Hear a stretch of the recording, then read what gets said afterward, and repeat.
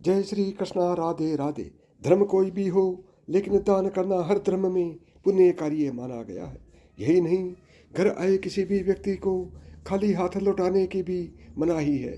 मान्यता तो यह भी है कि अगर कुछ लोगों को घर से खाली हाथ लौटा दिया जाए तो किस्मत रूठ जाती है।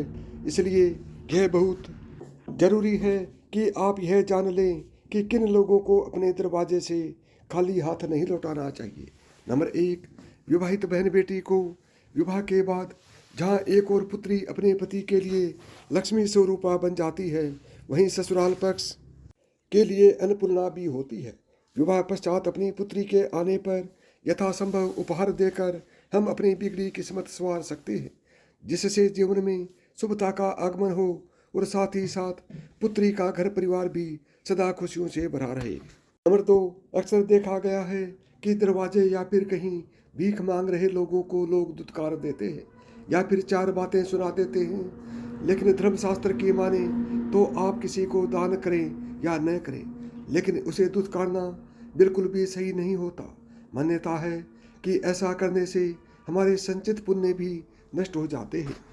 इसलिए धर्मशास्त्रों के अनुसार कभी भी अपने दरवाजे से किसी मांगने वाले को खाली हाथ न लौटाएं।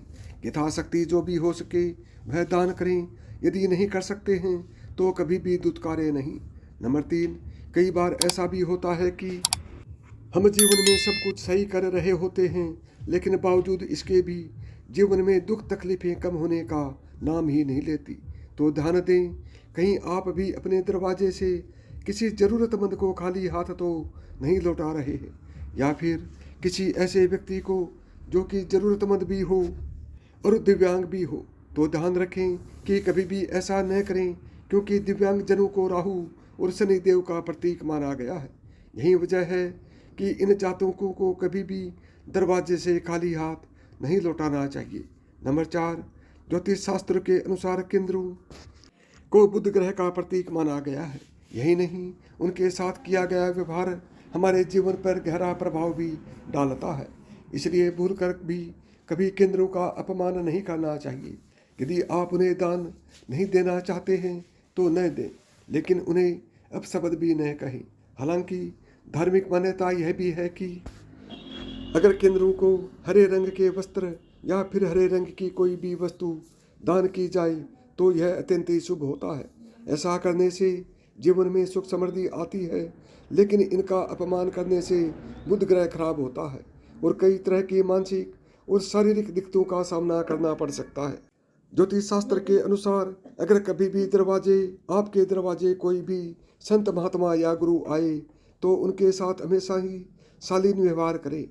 उनसे यदि कुछ ज्ञान प्राप्त करना चाहें तो जरूर प्राप्त करें, या फिर यथाशक्ति जो भी हो सके उन्हें समान स्वरूप दान करें और चरण स्पर्श करके उनका आशीर्वाद प्राप्त करें, बजाय कि उन्हें अपने दरवाजे से खाली हाथ लौटाने की।